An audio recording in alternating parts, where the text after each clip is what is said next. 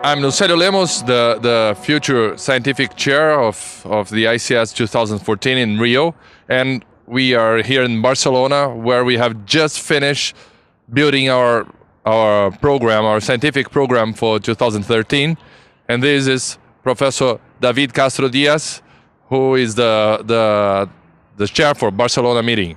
So, what was your feeling about building the program, and what was the best part of doing that? Well, I think that we have had a very productive meeting.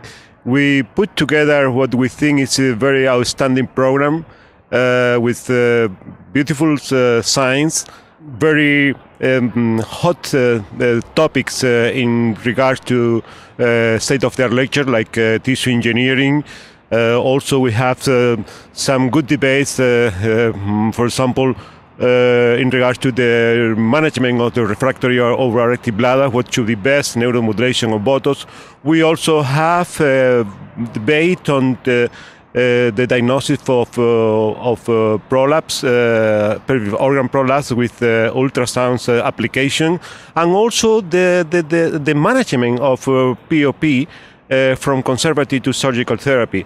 So, besides that, we start the program on Monday, August the 26th, which will consist of 31 workshops within the education program of the ICS, which will be followed on Wednesday by the scientific program. We finally accepted 300 abstracts for presentation on podium or poster session. And honestly, I believe that the program has a very outstanding quality. And this is why we encourage people to attend the meeting, to take the part of the meeting, because I'm convinced that it will be a very good meeting, particularly in this beautiful city of Barcelona, where you can see the contribution of Gaudí, the famous architect, to the city of Barcelona. Indeed, the quality of the abstracts was amazing. We had a hard time choosing them and ordering them because they were so good.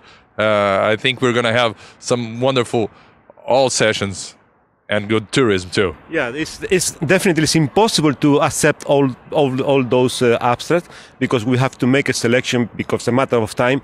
But I agree, it has been difficult to select because the quality has been very good. A matter of time and space.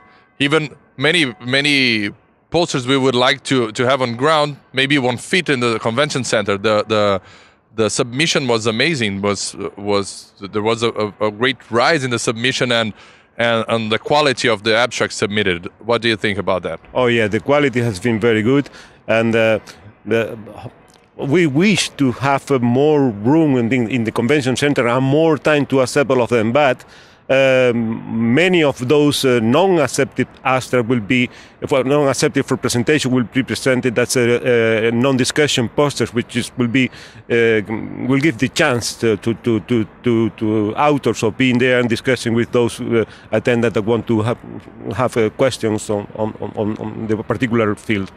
This seems to be the downside of the scientific committee, to have to choose many of the papers we would like to have on our sessions, and they're possibly out due to lack of space or logistics. Yeah, and the selection procedure has been very appropriate as well because it's completely blinded. So we didn't know who were the author or where the papers came from. In fact, one of the rules is that we cannot accept any abstract that allows identification of the author of the institution, and we proceed in that way. And we regret it very much because there's a few abstracts that had the name of the institution, and this is forbidden according to the ICS rules. So, anyway, we had a wonderful material to build a wonderful program, and we're very happy about that, and would like everyone to come to Barcelona. Oh yeah, I hope so. And we encourage people to come because it will be a wonderful meeting. Thank you. I'm here with our chair, Espuna. So, Monse, could you tell us the history of becoming a chair of the ICS meeting? Well, the history is when you start, of course, you know nothing about that. You never imagine how big work is that and how interesting at the same time. So for me, it has been very important to be part of the scientific committee the last 2 years. I learned a lot about the previous chairs because that's absolutely necessary for for any person who want to do that role. So I learned a lot from Lawrence. I learned a lot from the chairs of Beijing also. And I think we can try, or I will try to help you next year, and the other chair for, I think it's France in 2 years' time. Yeah, Lyon, okay. Yeah. Okay, but it's very important to work as a team and to consider that this is not your meeting, it's the meeting of all your colleagues, and your colleagues help you because it's your meeting also. Oh. And you've done a great job on that. Thank you. And I very much appreciate your help and support. I appreciate very much all the help of the committee. Really, I feel a privileged woman because we have a fantastic committee with incredible good human beings and very professional and scientific. And I think this is a privilege. Will be a beautiful experience in my life, not only scientifically but personally also. So thank you all my friends, the members of the committee. So it's amazing, and the good thing, you managed to put a very good Spanish flavor on the programs. Would you want to talk how you to tell us how you planned your meeting and what is the face you want to give it? Well, I inspire, of course, in the meeting of in Glasgow. I think was an excellent meeting. So I take the program of Glasgow as a Bible from the beginning because for me really was important, and also the Beijing one, and trying to take the best things of both and trying to give our own flavor. So what is the difference? I was very impressed last year in Beijing with the debates. I think people like debates in general, and we have many interesting things to debate in neurogynecology and urology and neurourology. And we were talking with David, our chair of this meeting, to try to do debates every day. So at the end of the morning, we will have 3 different debates for Wednesday, Thursday, and Friday. And also we will start the morning one day with a state of art, and the other 2 days with other small debates, half an hour debates. And at the end of the morning, we have an hour debates. And also we try to put in the middle, the podium, the best. We have very good scientific abstracts, a very, very good scientific level. So we try the best, and we try to combine with the message of both debates in the morning and in the beginning of the morning and at the end of the morning. For example, the first day, Wednesday, we will talk about stress incontinence, starting for the state of art about tissue engineering, and then we have surgery and diagnosis of stress incontinence, and we will finish the morning with the podium session with delivery and prevention and biomechanics research. That is a special thing that I wanted to do. That is, maybe this is the most thing who represents the flavor of Barcelona. As a gynecologist, I am really worried about the prevention. So this, and on Thursday we will more focus on overactive bladder and neurourology and male urology, and we will have a debate at the end of the morning. I think many of people will like. It's about imaging. I think imaging, for the abstract we have received about imaging, it's a growing area of interest as the diagnosis area. And for last day, Friday, is more focused on prolapse, and we will have a debate on prolapse at the end of the morning. And also we have geriatric urology. I think it's important. We have a nice discussion of clinical case made by 2 experts on that. So this is the thing we try to build with all together, the committee, with this flavor of Barcelona. And I think that this grid, this new arrangement of the program grid that you did, surely is going to give us the best of both worlds. We can have continued medical education and the high level scientific presenting that the ICS is known for. Yes, and I think one important thing that my colleague James Gillespie has mentioned it, that we have a lot of basic research, a lot of abstract research. So we will have every day this activity in basic research. So I think the people who are doing basic research, we have also find interesting things to do in these days. Yeah, I got the impression that this is going to be the most multi-professional ICS meeting that I've been to. Have you got the same impression?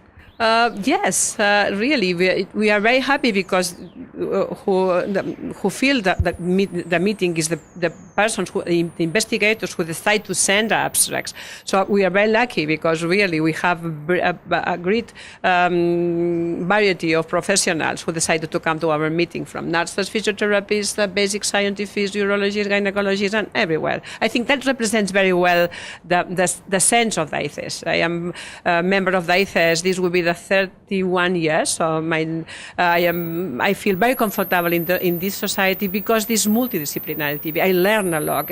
I know nothing about basic science, but some of the things about I like to go and say me even in other areas that neurourology. I think anyone interested in this urogynecology and incontinence problems can find many interesting things. Yeah.